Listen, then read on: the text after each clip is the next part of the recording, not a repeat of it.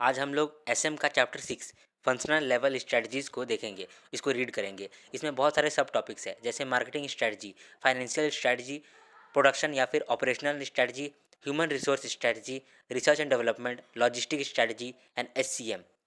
Let's start. Introduction. Functional strategies play two important roles. Firstly, they provide support to the overall business strategy. Secondly, they spell out as to how functional manager will work as to ensure better performance in their respective functional areas. The reason why functional strategies are needed can be enumerated as follows. Functional strategies lay down clearly what is to be done at functional level. They provide a sense of direction to functional staff. They are aimed at facilitating implementation of corporate strategies and business strategies formulation at business level. They act as basis of controlling activities in different functional areas of business. They help in bringing harmony and coordination as they are formulated to achieve major strategies. Marketing strategy. Marketing is an activity that creates and sustains exchange relationship among those who are willing and able to buy and sell product, services, satisfaction, and even ideas. Some example of marketing decision that may require special attention are as follows: whether to be a price leader or price follower, whether to offer a complete or limited warranty, whether to limit or enhance share of business done with a single or few customers.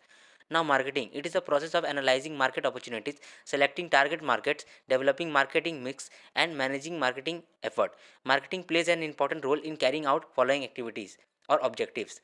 Delivering value to customers. Marketing alone cannot produce superior value of customers. It needs to work in coordination with other departments to accomplish this. Connecting with customers. To succeed in today's competitive marketplace, companies must be customer centered. They must win customer from competitors and keep them by delivering greater value. Marketing mix. Marketing mix is a set of controllable market variables that firm blends to produce response it wants in target market. It consists of everything that the firm can do to influence the demand for its product. Variables are often referred to as 4 P's: product, price, place, promotion. Price stands for the amount of money customers have to pay to obtain the product. In price, really a new product, at least three objectives must be kept in mind: making the product acceptable to the customer, producing a reasonable margin over cost, catering to the market that helps in developing market share.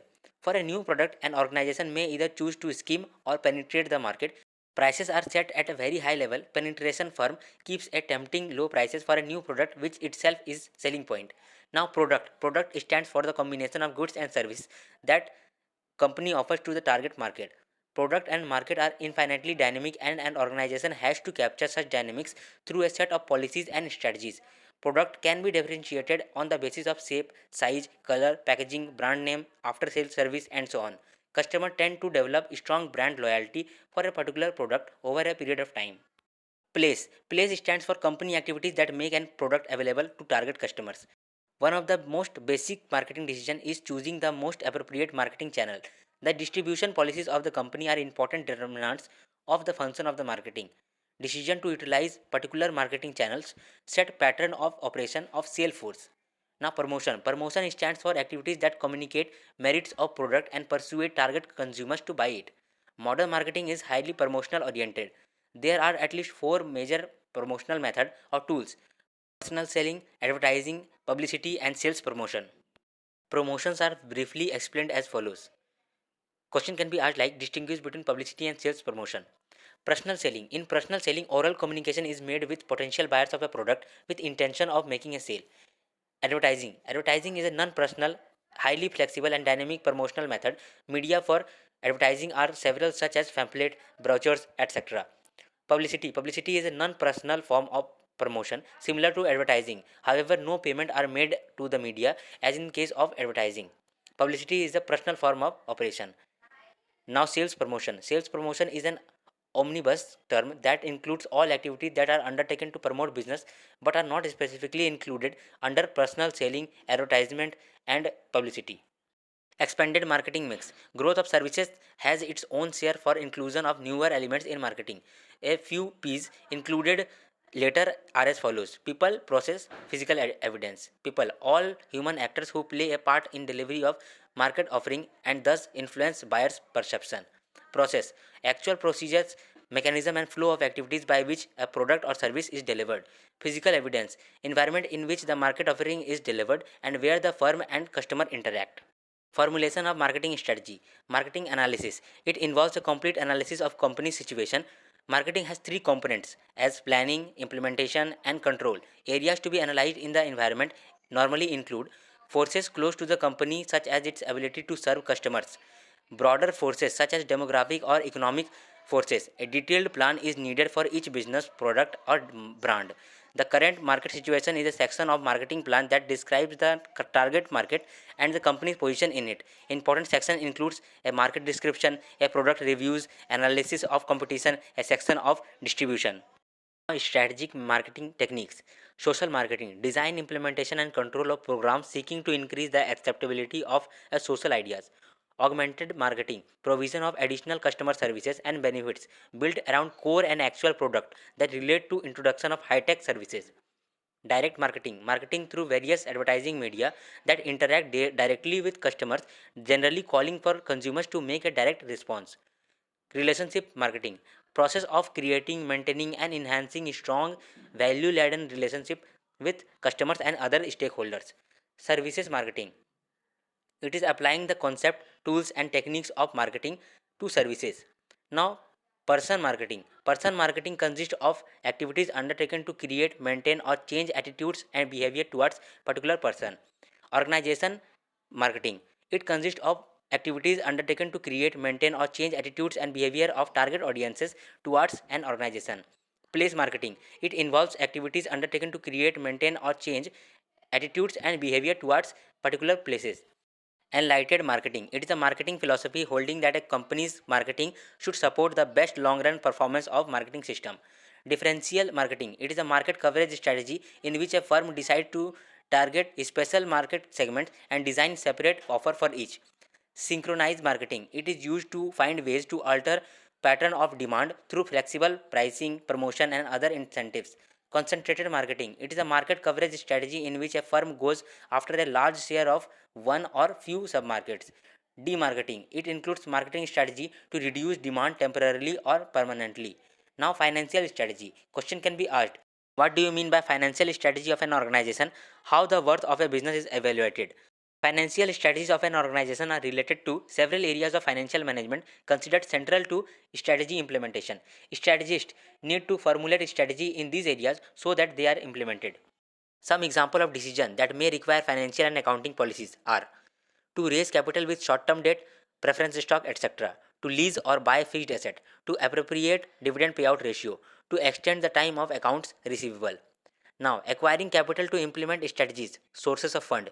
Determining an appropriate mix of debt and equity in a firm capital structure can be vital to successful strategy implementation. Many debt-ridden real estate companies find things very difficult at time of recession. Fixed debt obligations generally must be met regardless of circumstances. This can be serious concern in today's business environment of hostile takeovers, mergers and acquisitions. Now, projected financial statements, budgets. It is a central strategy implementation technique as it allows an organization to examine expected results of various actions and approaches.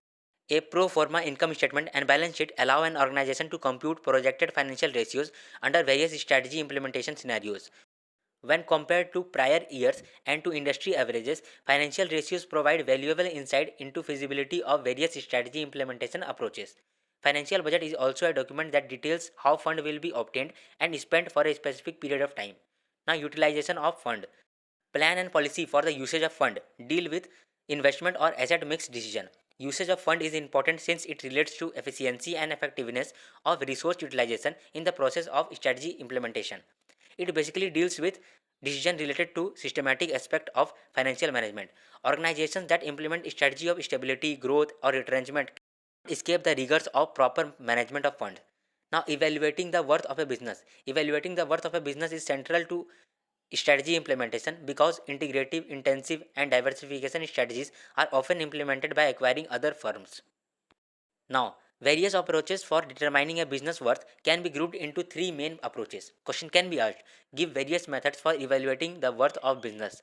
So, answer will be: Net worth or stockholders' equity. Net worth represents the sum of common stock, additional paid-in capital, and retained earnings. After calculating net worth, add or subtract an appropriate amount for goodwill, an overvalued or undervalued asset. This total provides a reasonable estimate of a firm's monetary value. Now, value of a firm. Conservative rule of thumb is to establish a business worth as 5 times the firm's current annual profit.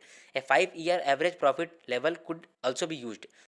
Market determine a business worth involves three methods. First, base the firm worth on the selling price of a similar company. Second, approach is called price earning ratio method. Divide market price of the firm common stock by annual earnings per share and multiply this number by firm average net income for the past 5 years. Third, approach can be called outstanding share. Simply multiply number of share outstanding by market price per share and add a premium. Now, production or operation strategy. It is related to the production system, operational planning, and control and logistic management. Production system.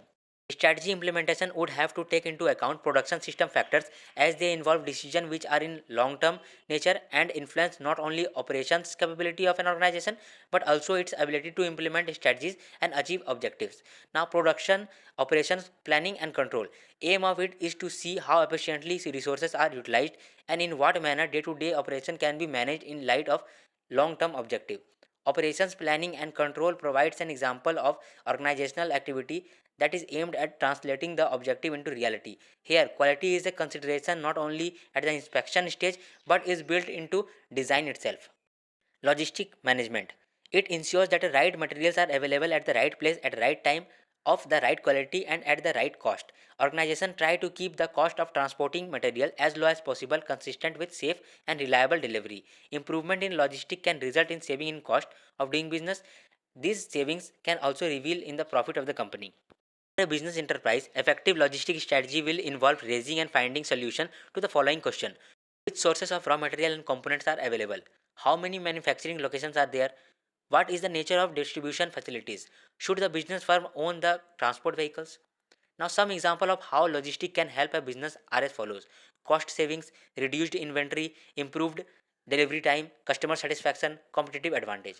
Now, supply chain management. Question may be asked like, what is supply chain management? Discuss major steps in implementing this system in a business organization, or explain major steps which are required for successful implementation of supply chain management in a business organization, or simply write a short note on supply chain.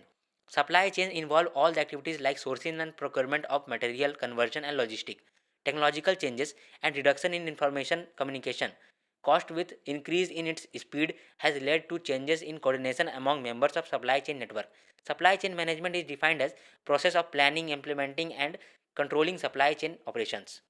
Question arises here, is logistic management same as supply chain management? Question may be asked. Supply chain management is conceptually wider than logistic management. Explain.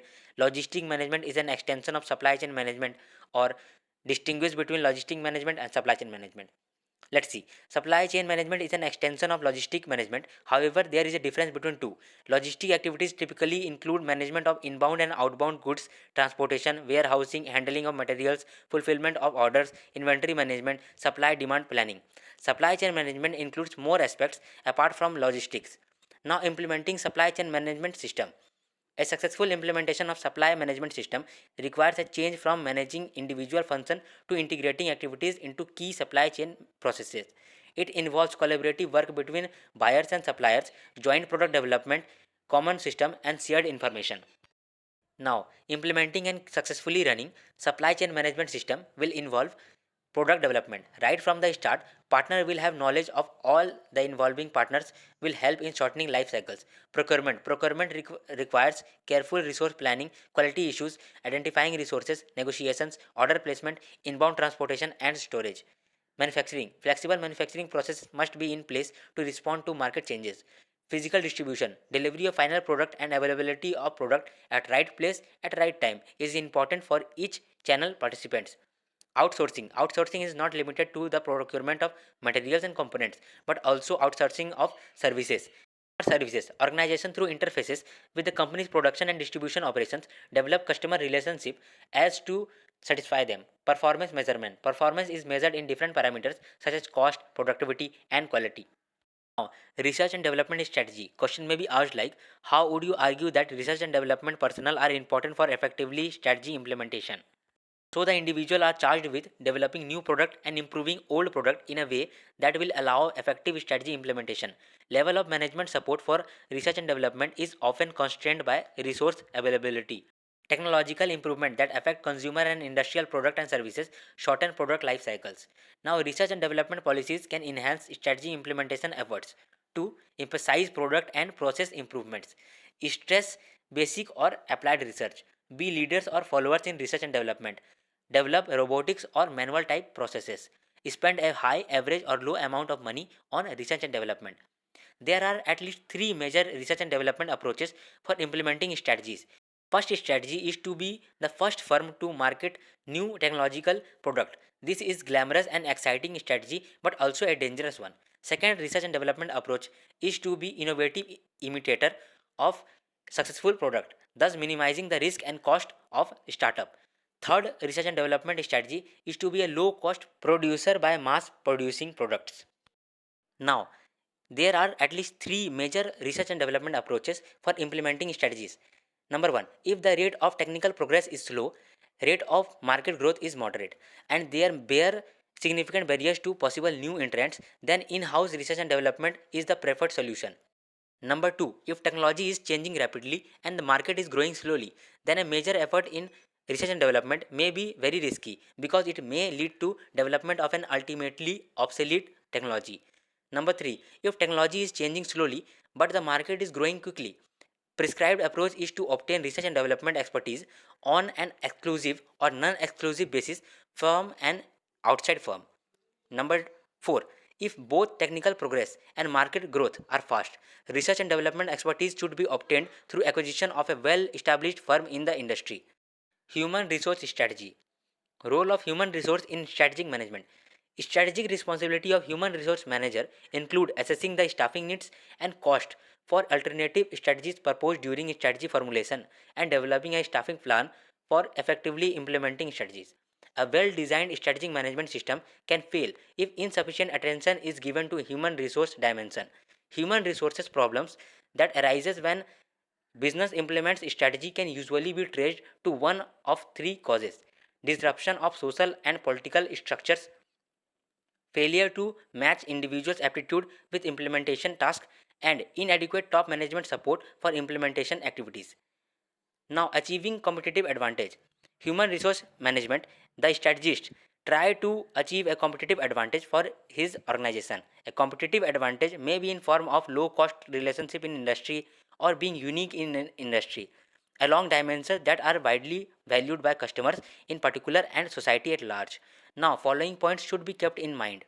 Question may be asked for this point like, state the factors of human resource that influence on employees' competence, or what are the objectives that must be kept in mind while designing a pricing strategy of a new product. Number 1. Recruitment and selection. Workforce will be more competent if an firm can successfully identify, attract, and select the most competent applicants. Number 2. Training. The workforce will be more competent if employees are well trained to perform their jobs properly. Appraisal of performance is third point. Performance appraisal is to identify any performance deficiencies experienced by employees due to lack of competence. Now, number 4 is compensation. A firm can usually increase the competency of its workforce by offering pay and benefit packages that are more attractive than those of their competitors. Strategic Human Resource Management (SHRM). Human resource strategy of a business should reflect and support the corporate strategy.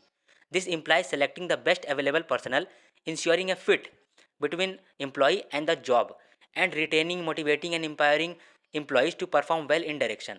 For this strategy, focus should be given on following points: pre-selection practices, including human resource planning and job analysis. Selection practices mean to staff various positions in the organization. Post-selection practices to maintain and improve the workers' job performance levels. Now, strategic role of human resource manager. Prominent areas where human resource manager can play strategic role are as follows. Question may be asked like, explain any three prominent areas where human resource manager can play a strategic role. So the answer is as follows. Providing purposeful direction. Human resource manager must be able to lead people and organization towards and desired direction involving people right from the beginning. Number 2. Building core competency. Human resource manager has a great role to play in developing core competency by firm. A core competence is a unique strength of an organization which may not be shared by others. Number 3. Creating competitive advantage. Creating and maintaining competitive advantage in globalized market is object of any organization. Number 4. Facilitation of change. Human resource manager will be more concerned with substance rather than form, accomplishment rather than activities, and practice rather than theory. Now, managing workforce diversity. Many organizations also have people of different caste, religious and nationalities. Workforce in future will comprise more of educated and self-conscious workers. Number 6. Empowerment of human resources. Empowerment means authorizing every member of an organization to take up his or her own destiny, realizing her his full potential. Number 7. Development of work ethics and culture. Flexible starting and quitting times for employees may be necessary. Focus will shift from extrinsic to intrinsic motivation.